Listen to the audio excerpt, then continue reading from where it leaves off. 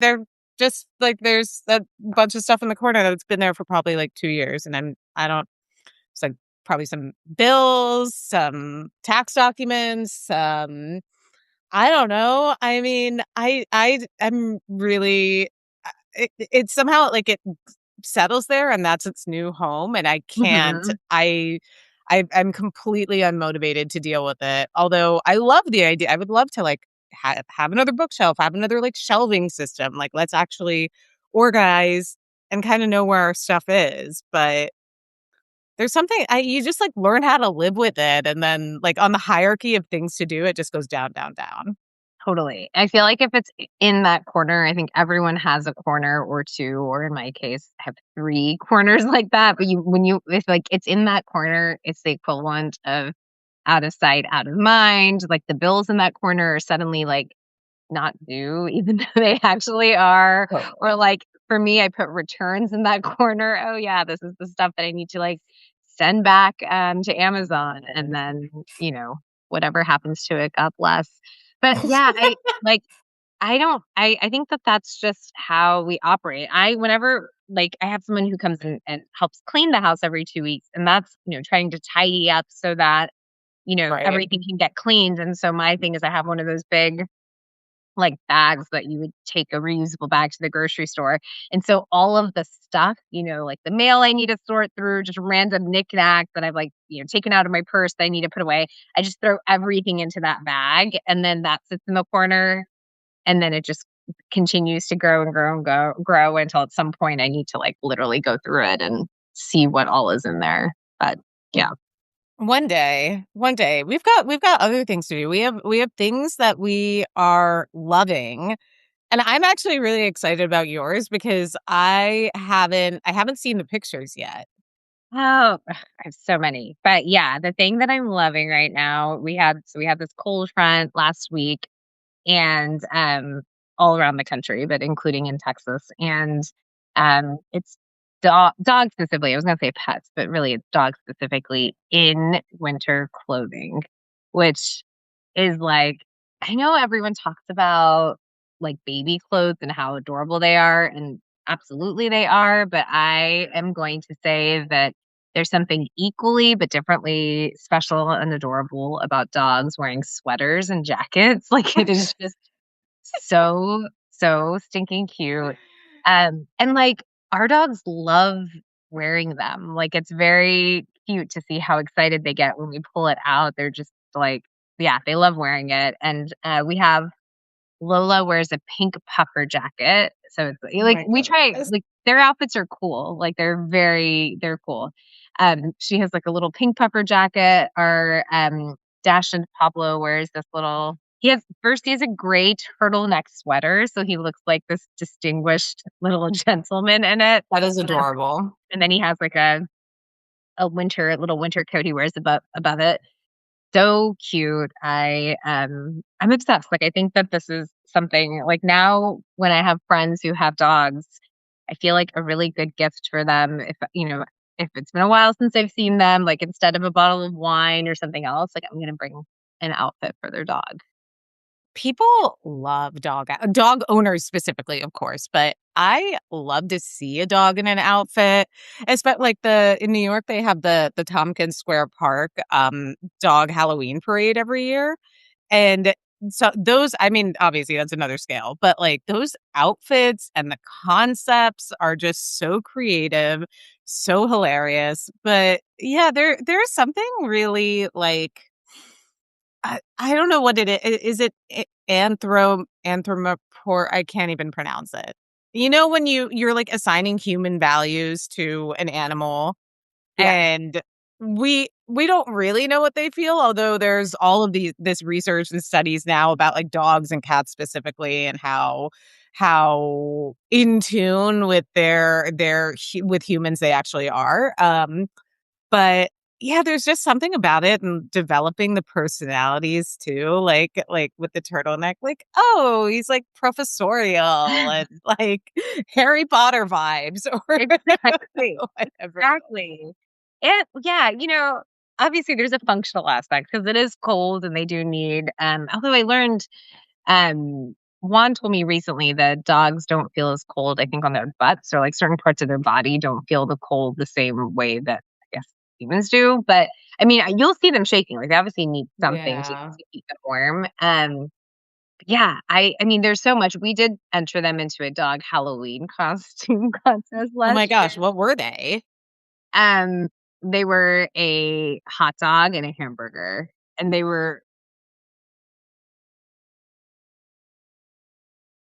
Oh no, did she freeze? Did I freeze? oh, Oh, oh no, it's all good. It's back. Wait, they were a hot dog and a hamburger and and they were robbed of victory. They did not win. They should have won, but no, there were some adorable dogs there. But we like since then have just constantly, like at least once or twice a month, we will talk about a different Halloween costume idea that I'm probably not at liberty to share here, but we have a lot of ideas brewing for future Halloween costumes so that we can actually win the contest next year. That's the goal. But wait, yeah. that's really exciting. Okay, well, we're gonna put in the show notes the photos of the dogs in their winter outfits, but I also want to see the Halloween, the Yeah, hot dog and hamburger.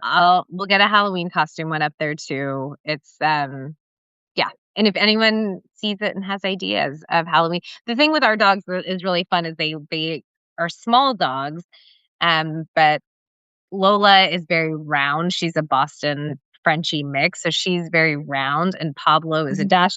He's very long, and so they have like he's long and skinny. She's short and round, so it kind of creates like a fun pairing dynamic. But yeah, we will get those up on the That's show. so cute. Oh my gosh. I can't wait to meet them. I can't wait to meet them. I love Dasha. I really do love all dogs, but Dachshunds especially have Mm, a place in my heart. They're just so uniquely shaped.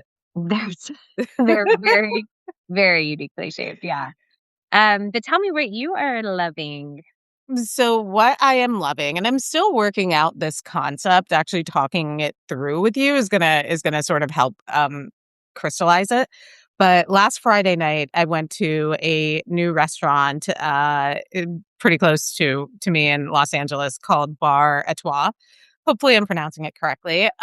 It's sort of a feels like a kind of I don't know if bistro is the right word. It's like a really it's built around the beautiful, like, horseshoe-shaped bar. The lighting is low. It feels very, like, kind of sexy and French, and, it feels like so I went there with Nikhil, and, we sat at the bar, and we had a really nice meal. And I realized, actually, both of us realized afterwards that this is the type of restaurant that, at least for me, is best experienced with a group of girlfriends or a group of most likely gay men that you're gonna go here and you're gonna like catch up and you're gonna gab and you're gonna like have a couple of martinis, some French fries, some homemade aioli, a beautiful salad of mixed greens and miso vinaigrette, and you're not gonna get, like, overwhelmingly full. You're gonna eat enough and catch up enough in a beautiful space that you can, like, leave there and, like, go dancing and not Mhm. be starving, but also still be able to move. So for me, it is a restaurant for the girls and the gays, and I like the idea of course, we have restaurants for specific occasions, but I don't know. I sort of love a place that's like, you know what? Like, that's the place that I'm going to go to with. I'm going to go there with my girlfriends, and it's not because it's pink, and it's not because it's like oh, we only serve like vegan food or something like very stereotypical. I realize that I'm peddling in other stereotypes here, but there is something about it that just feels like I don't know. I don't know. It just struck me as a place that is for a specific celebratory kind of night out, and I just really love that. Yeah, I like places like that too. I'm trying to think. I mean, I know I've been to plenty of places like it, but I'm trying to think if I've been to one recently. But I think that, yeah, the two things that for me really create that vibe that you described are the ambiance, right? Like some place that feels like in and of itself, like this could be the night out. Like it just really Yes. sets that vibe. Even if you are going out for like more drinks or dancing or whatever else later. But also, food is meals are like they're lighter and also, like, they're more sharing friendly, which, I think, like, a lot of places that do small plates kinda can create that atmosphere for that same reason because usually you're not going to a restaurant with, like, small plates where you're gonna get uncomfortably full, like, the energy of the meal is not, "Okay, I'm gonna have to unbutton my pants to be able to, like, breathe." Um, and so, like, those types of places, I actually really enjoy those kinds of meals where they're like, you're gonna try a few different things, you're not gonna be uncomfortably full, and, like, there's also, I feel like meals like that can also, like, take a while because you're sort of, like, getting different things coming to you. You have, like, different cocktails coming to you, different plates coming to you. So it also, like, makes it feel like it's a longer drawn out experience as opposed to just, like, sitting and having, a meal in 45 minutes and being full and being done. So, yeah, I Absolutely. Yeah, there's like I love a big Italian night out. I love eating like an enormous spread of Lebanese or Armenian or Middle Eastern food. But I after either of those kind of dinners, I do not want to do anything. I want to yeah, go home, sit on the couch, like of course. watch Saturday Night Live or watch I just like veg out in front of the TV. I can't think about doing anything else. And I No, that's guess why it is, like, so messed up if someone suggests, like, an Italian restaurant for a first date. It's like, wait, that is because, like, it is just you're gonna be so full. It makes you sleepy. Like, you're drinking red wine, you're eating pasta, you're not yeah, it's it's true, unless it's been established that, like, you both really like those kind of meals and, like, you're like, "Yeah, I wanna open, like, a bottle of Barolo and have it with, like, 3 courses of an Italian dinner, and that's, like, what's bringing you together." In that case, I'd be like, "Okay, sure." But, yeah, in literally any other circumstance, no, which also makes Bar Étoile a really good, probably first date restaurant or set like the kinda thing where it's like, "Okay, maybe I like this person, I wanna have like because it's not it you're yeah, it's gonna take a little while, it's not gonna be you're gonna spend a decent amount of money there, but if you're sort of feeling like spending a couple of hours with someone and you want to maybe do something afterwards and you're not like, "Okay, we're gonna, like, unbutton our pants and just, sit there and talk about how full we are." It's a good it's a good it's a good it's a good place for that, and I'm glad that we I'm glad that we have these restaurants for different occasions because I think I at least have a temptation to like something and then just wanna keep going back there for everything, and I'm mm, trying to break out of that habit because when I do that, I tend to, like, play out a place and, "Oh, I like Dodo across the street," which I'm I'm going to a lot and I love it, but I'm like, "We can't only go there because if we only go there, we're gonna get sick of it, and I don't wanna get sick of it." yeah, yeah, it's good to change it up, and it's, like, nice that I mean, you don't know until you go there, but now that you have, like, a I feel like you need to go back and experience it with the Yes. group of girlfriends or, the vibe that you're Maybe when picking you up come to on to town. see, "Ah, Yeah, that's not a bad idea." Yeah, we should and totally do that might be a thing. That might be a thing we have to do. Um, you did something really cool this week. I did. I did. I my cool thing from this past week, it was from just 2 days ago, is that I brought back my book club, which is called Book Club Plus.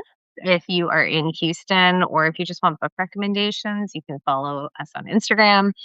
But I started this book club in 2021. It was COVID. People in Houston, places were starting to like be open for outdoor seating, and I was it was part of another group that a friend coordinated, and we had a book club that was part of that group. And anyway, long story short, back then it was just like people were desperate for community after spending so long indoors. And then last year happened and I got really busy and things were chaotic and we didn't have any meetings all of 2025. And now in 2026, and this was true last year as well, but I think for very different reasons, but comparable to COVID, like there is this craving for community again. And just with everything going on in the country, finding just like a space where you can take a break, where you can be around good people and hang out, have good conversation, and sort of have an escape from a lot of the stressful things that are happening in the world. So yeah, so we had our first in-person meeting on Wednesday. It was awesome. We are in this new space at a place called Raven Tower, which is this really cool bar in Houston that has views of downtown. It's very cool. And yeah, we had a good group. The book that we had just read in January was Atmosphere by Taylor Jenkins Reid. It's a really good book, and it takes place in NASA, which is here in Houston. Oh, It actually cool. takes place in the neighborhood. Like the main character lives in Clear Lake, which is the suburb I grew up in. So it was like Oh, wow. very close to home. Yeah, so it was really fun. We like all, there were a few new faces. I always am impressed by people who come to things solo. Like there was a woman who came who it was her first time. She didn't know anybody. But the beauty of it is like, at the very least, the one thing you'll have in common is the book, right? So there's like a very easy access point of like, okay, I'm going to show up this thing. And even though I may not know anyone and people might be different than me. Like I know that we have this one thing in common, which is that we all read this book. So yeah, it was really fun. I'm so excited that it's back and like already excited for the next one. That's so exciting, and I'm so glad that you've got a space now because I think that is the one of the biggest hurdles of gathering a group of people, doing it regularly, making it so that it's not, one person who has to host every time. It's not one person's living room that's getting like foot trafficked and one person cleaning up and I think just having a space for people to go and to know that, okay, so every month we're going to go here and there's going to be a book that's discussed. There's going to be people to meet. Going back to our conversation about community from last week, I think that's what people are just craving in so Mhm. many ways is this no the knowledge that I know that if I go to this place on this day, there will be other people there that I can meet and talk to, and it doesn't have to be like a heavy lift of like you texting the people and coming up with the plan, and then it's someone's oh, if the restaurant sucks, it's like your fault or whatever. So it's nice Yeah. to have, but of course, it's a lot. I mean, it's work for you to organize to maintain Yeah. community. But you're right. It is, like, really nice to be able to show up and the cool thing too with this group is and this is true, I mean, it's a book club, right? So people aren't coming to get wasted. It's not gonna be some, like, super late night into the late hours of the night kind of thing. Like, we get start at 6:30, hang out, discuss the book, and pretty much by 8:30, people are home. So it's just like a fun little 2-hour, event, and yeah. And it's been cool to see over the years how, like, there are people who come every year. Like, a lot of the people who came, earlier this week to it were people that would come all of the time 2 years ago or 3 years. They've just been coming for years and years. And then there are others who will come every once in a while when they can, and they know it's, like, an awesome, comfortable group to be in, so they'll come when they have time. Um, and then there are a lot of people who've really made friends through it. Like, I will see on social media that they're hanging out outside of book club, and they're going on vacations together. They're, like, going to dinner together. So, yeah, it's awesome to see, and I think it's just a reminder that we do need I work from home, so I, oftentimes have days where I barely leave the house and certainly barely, like, interact with people outside of my house. And I think, like, having spaces where we're gathering in person and, like, talking about different topics and engaging and learning, it's a good thing. We should do that more. I could not agree more. I couldn't agree more. It's the same thing. I work from home, so if I don't make a concerted effort to go out and like just see other people in the wild, then I can very easily just sit here and look at this screen for hours and hours on end, and that's not great for me. So yeah, that's really I'm glad that it's back and better than ever, and people are loving it, and I can't wait to get out there. Hopefully, spring, summer, we'll figure out a good month and time. Um, but but yeah, I have been I don't, this being a cool whether or not this is a cool thing or just like a thing, I will leave up to you and the listeners to tell me. But I've gotten really into candles. I've gotten really into candles. This is very much a 2026 thing. I guess it kind of started over the holidays, with some of our like holiday decorations and like holiday candles and things like that. We had one next to the Christmas tree. But I have said on Substack before that I'm really bad with the pilot lighter. I'm bad with a like a cigarette lighter. I can't. I whatever. I didn't learn how to use one, and somehow like my fingers don't work like that. But there are these little devices Mm. which are you can Oh, get one of yeah. these. They're Yeah, like a rechargeable. Mhm. exactly. Like one of these like mini USB lighters that yes is rechargeable and comes with this. I think this came in a set. I got these as a gift, but anyway, you light the candle with this, but before you light the candle, what you're supposed to do is trim the wick, Yes. which I, Mm. Alexander is the first person who told me about this, and it was years ago. And he was like, "Oh, you're not trimming your candle wick." So I was like, "What are you talking about? Like, what does that even mean?" Mhm. It is to keep the size of the flame more manageable, so that your candle burns longer and releases less soot and ash and basically just burns more evenly, and you get to enjoy that like expensive scented candle for even longer. And I'm just Wow. really into it. It's just, I wake up in the morning, around 5 lately, and it's still dark.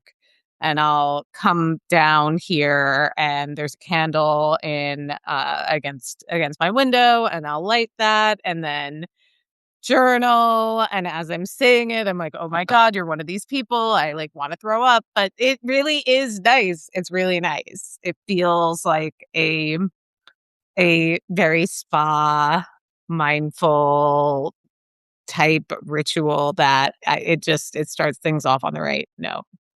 I love that. I've known about candle wick cutting, but have, like, admittedly never really done it. I need to get the actual tool that you use to do it. But I've also been, like, I'm one of those people. One of the things I need to get over is being really stingy with when I light my candles. You know what I mean? Where Yes. I'm like, "Oh, I need to, like, save it for, when I have friends over or some type sort of special thing." And then I'm like, "What am I doing?" Most of the candles in my house are, like, from Bath& and Body Works when they have 50% off sales, and they last so long that I'm like, "I really don't need to be that stingy about when I actually light the candle," but I am that way, and I need to get better about just, like, doing it more frequently. I don't know if I would do it every day, but, like, why not? It does create a nice ambiance in your home, like, and it smells good. 100% that is something I had to overcome because Mhm. we have so many candles. So I've gotten them as gifts. I don't know where all of these candles have come from. I'm grateful to have them, but they've collected, and I'm like, oh, I'm not gonna light that like diptyque candle. It's not like that's like a nice candle. It needs to be saved for an occasion. And I think it's probably a vestige of the homes in which we grew up where nice things are saved. You don't just like use them on an average Tuesday. Like but you Right. better wait till you have company, better wait till like whatever it is. But the fact is that yeah, not every single candle is the same, sort of level of quality or rarity. And it's also one of those like little indulgences where yeah, I think it does make a big difference in, it just makes a bit I don't know why I feel silly saying that it makes a big difference in my, like, happiness because it feels like such a little thing, and, like, why am I depriving myself of literally lighting a candle that's gonna make me happy? Yeah, and I also think it feels, I mean, there's an intentionality behind it. There's, like, this, like, luxury experience of, like, "Okay, I'm having, this," even if it's just me in my home journaling, me in my office, like work, me at my kitchen table having, a pasta dinner that I made for myself. Like it feels like this, Mhm.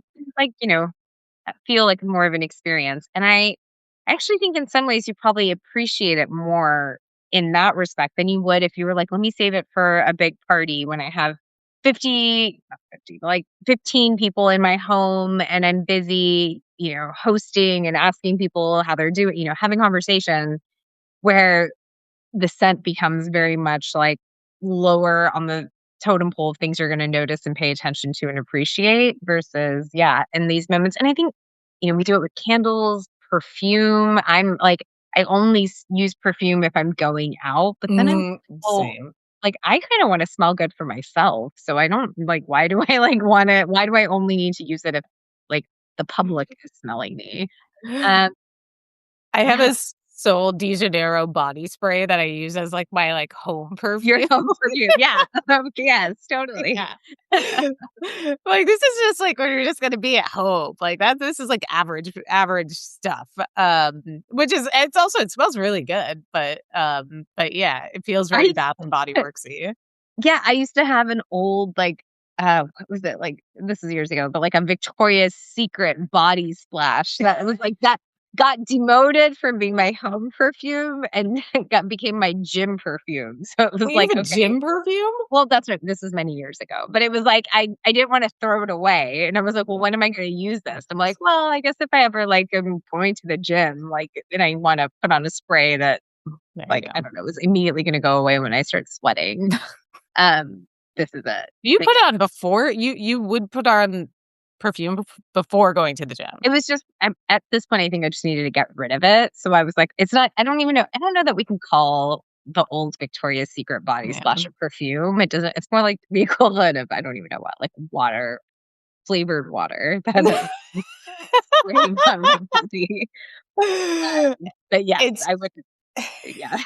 I'm putting it in the same category as that. Do you remember that, like, flavored sparkling water with, like, tons of aspartame that we used to drink in college? Like, I used to drink, like, liters of it. It Um, was a sparkling water? yeah, it was like 0 calories, but it was, like, just, like, full of chemicals and, like, weird flavors. It was li I don't know if it was genuinely before La Croix, but it was, like, instead of, like, natural essences, it was like, "Oh, no, we're just gonna put a bunch of, A bunch of fake yeah, shit a in bunch it. of fake Yeah. ingredients in here." But when you talk about Victoria's Secret body spray, that's I would put those 2 things probably in the same level of, like, fragrance and Yeah, lasting. yeah, Yeah. totally. They have the same shelf life, like, I'm sure that, like, Exactly, they're, exactly, like, that's would what it survive is. under the counters for a long time, Uh, yeah. yeah, no, when having people over for anything and then lighting candles, like, yes, nice, but you're not gonna pay attention to them, you're not gonna, like, enjoy the sight of the flame flickering, which I really do take pleasure in. And then the other thing I was going to say, I meant to mention this when you were talking about, Book Club Plus and the meetings being 2 hours. I think that is also the ideal I'm stuck on the 2-hour thing. That's the ideal length of time for, like, just about anything. Ideal Mm, length of time for people to be at your house for unless you're serving a sit-down dinner, like 2 hours. 2 hours for a movie, 2 hours for a meetup event, 2 hours for a party, unless it's like an all-night dance rager. If it's like a networky professional type of party, 2 hours. Doesn't need to be longer than 2 hours. I'm still working out whether, like, that's I feel of like I'm putting that, like, carving it into concrete, and that's, like the hill I'm dying on, but it I feels mean, right. I think that feels right. Would you leave after 2 hours? Like, if something is still going, are you like, "Well, I've hit my 2-hour battery, I'm out?" Probably. Yeah. Unless the yeah, I would say, like, 9 times out of 10, yes. I think usually and I guess I would say, okay, so say an event is from, like, 6 to 9 or 7 to 10. If you get there say you get there at, like, 7:15, 7:30, and then you're there for about, probably 90 minutes or so, like, that last half an hour, Not a lot. Probably not a lot is happening unless Mhm. you are trying to extend the night and go to another location or do another thing with the group of people that are there. I think that most every event has a sort of like, what do you call those curves? It's A like, peak, yeah, or like a bell yeah, curve. a bell Mhm. curve. Yeah. Exactly. Exactly. And I think that that bell curve usually takes place within the span of 2 hours. I think you're onto something. That's right. I kind of think sometimes we put too much pressure on ourselves to make things longer because we think about the process that people are getting ready, they're driving, and so it's like how, doesn't it need to be a whole event? But the reality is most of us, like you said, are not trying to be somewhere for too long. We don't mind. Like it's okay if the getting ready and the commute is as long or longer than the actual event. Like, that's okay. Because at some point, we're sort of tapped out and, like, you start to get negative returns on it if you're staying, longer and longer and longer and you're tired. So, yeah, 2 hours is a good marker. Totally. You're onto something. Yeah. Yeah. No, you're right about the negative returns. You're right about the negative returns. And yeah, it's like the anticipation of an event or of a night out or of a whatever it is already so much a part of the event itself that once you get to the event and once you're in there, it's almost like as long as nothing goes like disastrously wrong, and sometimes even then it's like a funny story or whatever. But people are sort of like, okay, did the thing, like time to like go back and get into my comfy whatever and like again and not in every single case but on the note of not extending things too long, I want to make sure we have plenty of time to dive into our thing that we're figuring out. Yes, on the note, yes, and you also said disastrously long, which kind of or disastrously wrong, which this whole situation feels like as well with the Beckhams. So, The yeah, Beckhams set up and the topic of discussion. so basically Amrutha and I were texting and I think this week, as well as last week, a lot of people have been talking about the Brooklyn Beckham divorcing from his parents, saying that Victoria, his mother, Posh Spice, the famous fashion designer, uh, it was really mean to his wife. Is it Nicole or Nicola? Nicola. Nicola. Nicole. Yeah. Nicola. Okay. That she was really mean and she was really inappropriate at their wedding. Like Mark Anthony was I don't know, Mark Anthony was emceeing. I'm not entirely clear about No, that. he sang a song. He sang a song. He sang their first dance song. But then he to, like, set up I think it was their first dance song, but he sang some, like, romantic song, and set it up by saying, "Come to the dance floor, Brooklyn," and then I guess he supposedly said, "And now the most beautiful woman in the room, come join him," and then announced it as Victoria Beckham as opposed to his new Oh my wife. god. That's And so bad. then she goes out, I guess the stories are that she goes out running and he has this first dance with his mom and supposedly she dances really inappropriately on him, whatever that means. And all of this is like playing out now. I don't know, they got married probably a couple years ago, but I think it was a couple of years ago. Yeah, and so there's that whole part of it. But the sort of like as we would say in the news business, like the balance story from that this week has been a lot of creators and comedians and all sorts of people just going online and talking about like mother-in-law etiquette, mother-in-law behavior. This one, I wrote down his name. I hope I'm pronouncing it right. Faraz dot Shere. How do you say that? Shere, Shere, Sherry. or Shere. I'll make sure to link to this video, but he posted this really funny video pretending to be an Indian auntie calling Victoria and saying like, so I understand that Brooklyn is upset with you, and what he and his wife need to understand is that you're in the relationship too, and here's what you need to do. You need to start like a WhatsApp group and to send a couple of passive aggressive messages a week. Like, don't overdo it.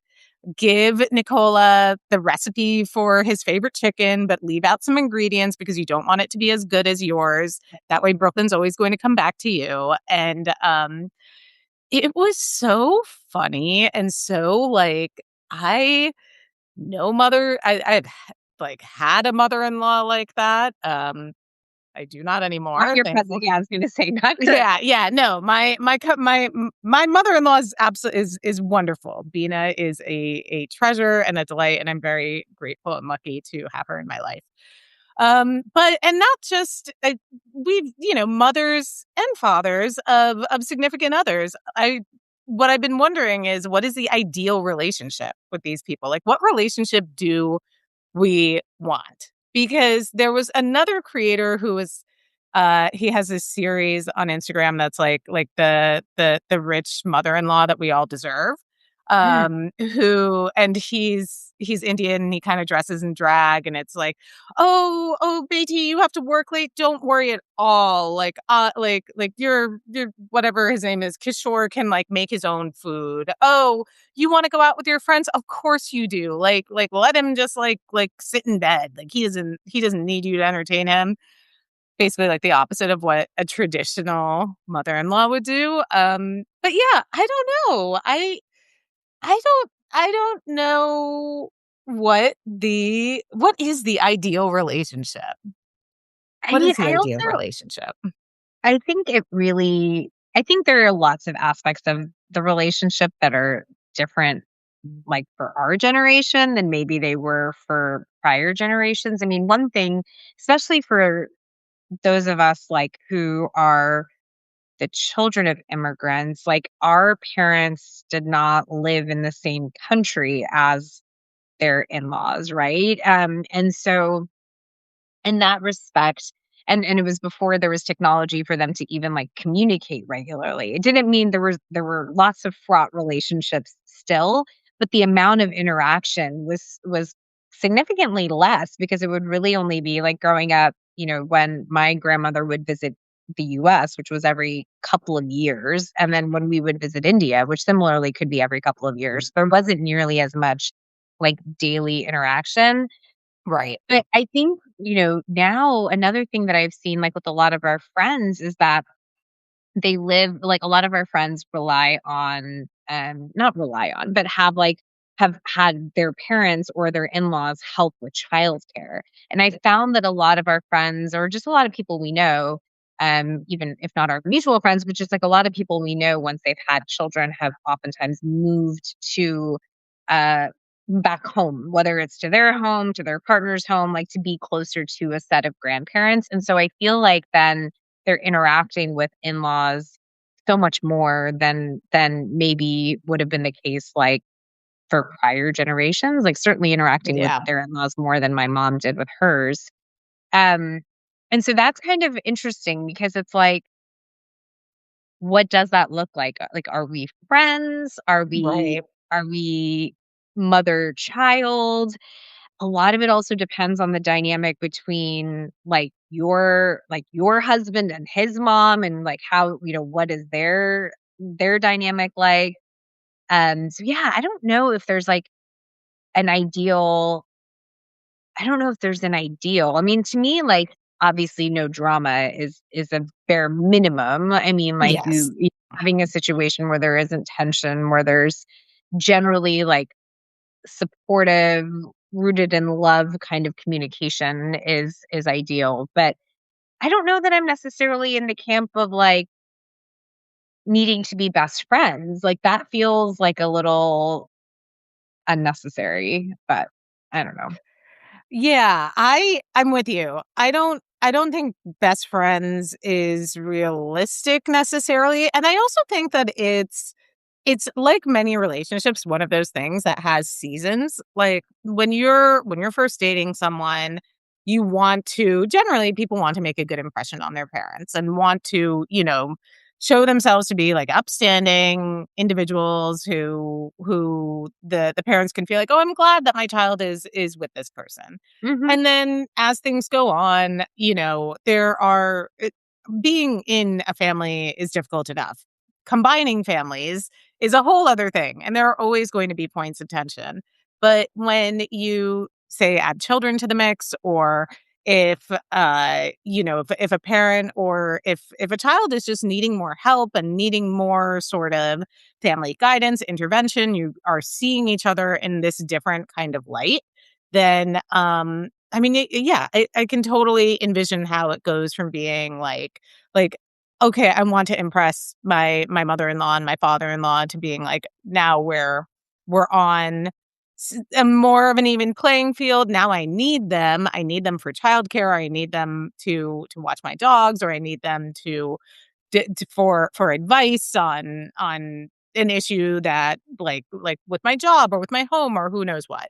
To an era where maybe they need you. They need you to help with physical limitations or who knows what. Mhm. And so I think that if all parties can sort of accept the ebb and flow and the natural sort of, like, whatever the relationship is, it's not going to be that way forever. In like, and which is a good thing, because I think that sometimes people need space, sometimes they want less space, sometimes they need more or less help.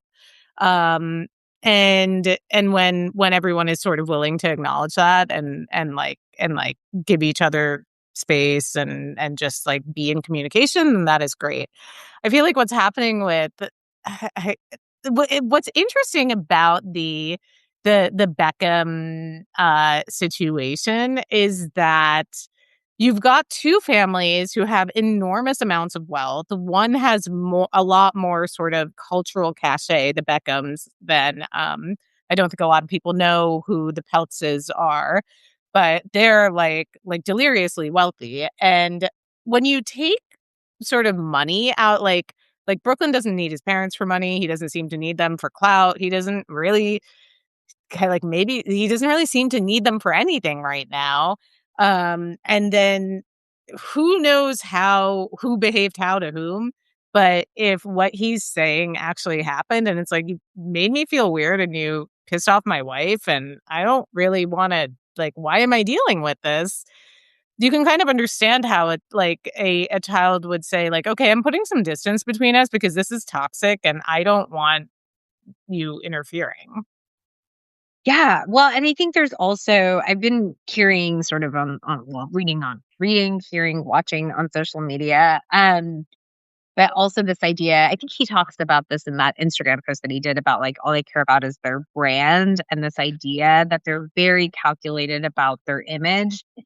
And that, whether it's because you're uber famous and you care about, how the press and the public see you because you do have a brand, or whether it's for cultural reasons or whatever reasons that you feel like um you have to present this like certain image, like that obviously seems like that led to a lot of problems because he's very clearly trying to like air out his grievances right now very directly. And I guess like their responses have been business as usual. Like, "Oh, yes, we love our children. They sometimes make mistakes, but we still love them anyway." And, like, they're Yeah. not, doing the same thing, which is consistent with what he's saying, which is that they very much do care about, like, their brand and their image. But I can imagine for his wife, that's kind of a challenging position to be in.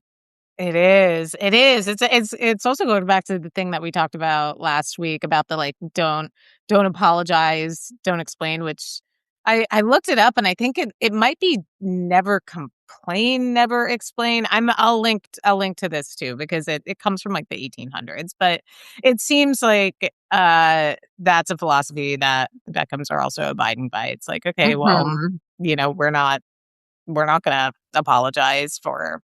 So, what I do wonder is, I wonder if they confiscated phones at that I wedding, think they because did. Yeah, and had NDAs signed, they had supposedly. NDAs for the wedding. Mhm. Gosh, I know. wow, wow. That's, I mean, that's a Supposedly. that's like I get not having phone. I get, like, putting a sticker over people's phones, or like saying, like, you can't bring a phone in. We want to have, like, access to our pictures to distribute them when we want to. 100% understand that, but an NDA.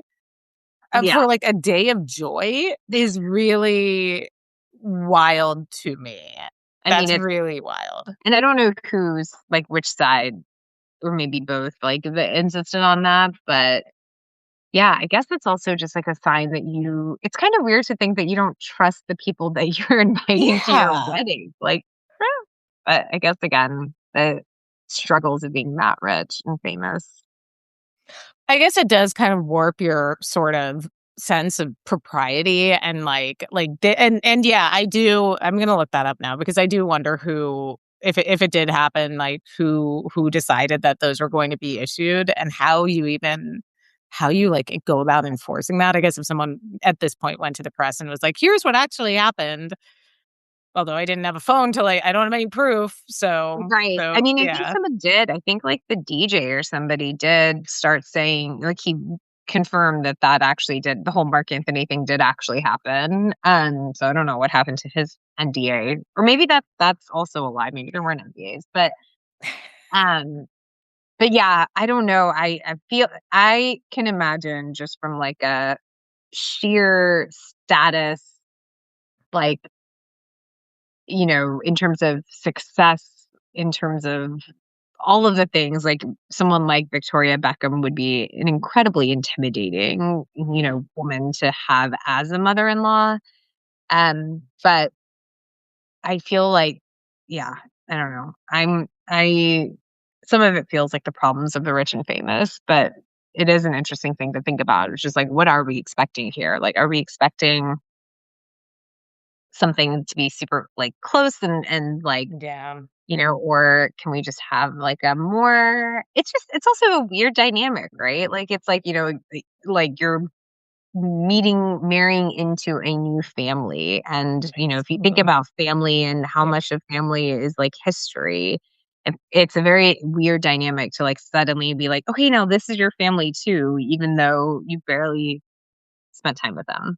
And especially in the way that it has been done, and I think is still done in many parts of India and other countries as well, where it's the bride or the woman is like forsaking the family she came from and saying like, "All right, I'm now part of my husband's family. Like, can't like whatever they say goes, and whatever I grew up with like doesn't any rules or conventions or whatever it is, it doesn't really like have any power over my life going forward," which is so scary and like terrifying. And who would want to sign into an institution like that? It's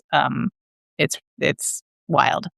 Yeah. And I think it especially can be a challenging dynamic like as we get older, because it's like we've formed our whole personalities. We have like maybe there could be something if you were on the younger side and getting married, of this like, oh, maybe your mother-in-law can like almost be like a motherly mentory type of figure to you. Big sister type, yeah. But it's different when you're in your 40s or, like in your 30s and you are a whole grown person yourself, and you may not need as much like advice or the same kind of guidance. And so then, Right. yeah, like you don't necessarily need a parent at that point. You have a parent, but also you're independent. So, yeah, it is a weird dynamic. Well, file it in the things we're still figuring out. Yeah, We'll put exactly. it there. We'll leave it there for now. And I meant to ask you this before we started recording, but I'll put it out there now. Maybe for a future episode. I'd love to know what our listeners are curious about. If they have questions for us specifically, or if there are topics that they want us to discuss. We can't make any promises, but I would love to know. I would just love to know. Yeah. So yeah, I think you Tell us can your ideas. We want to hear from exactly. you. You can comment on the post, you can email if you subscribe to Your Friend on the Ground, you can, email, you can reply and I'll get it. I'll also post something on Instagram soliciting questions, and maybe in a future episode we'll answer them. Yeah, I love it. I love it. Great. All right. Well, do you have fun plans for the weekend? I am going to a big Italian dinner tonight. I'm already wearing my elastic pants. It is not a I like restaurants for the girls and gays, but I'm gonna come up with something. I don't know. There's another way to describe that. There's another way to describe a place like that. Mhm. And I don't know. I don't you know what? I recently was talking to a bartender who he was British and like had that like wry British sense of humor. And he was like, you know, cocktails are just vibes. I was like, that's Great. kind of like I was like, you know what? That's actually, yeah, that's all it is. And so maybe I vibes is overused, but maybe it's something about like a restaurant as a vibe. Yeah. That's what it is. And there's a time and a place for a restaurant as a vibe. But the restaurant I'm going to tonight is a restaurant for eating a lot of Italian food. That will also be very pretty and it's owned by a woman from Italy who cooks out of like this like a tiny hole in the wall in Hollywood that is very nicely Wow. feels like you're in like someone's kitchen in Modena. And I've been there for an event, but I'm excited to like go and have a full meal. That sounds amazing. Well, enjoy. I hope What are you you up like to it. now? I'm just gonna stay in, have a relaxed, chill evening. Have not figured out what I'm gonna have for dinner yet, but we'll rummage through the fridge and see what we got. Zoe's Doritos. We do have that actually. I went to Costco last week and bought some. So there actually is. I don't often have them, but I actually do have them right now. So there's always that. Yum. Sponsor us for Well, I will see you next week. yeah, sounds good. Love you. Love you. Talk to you later. Bye. Bye.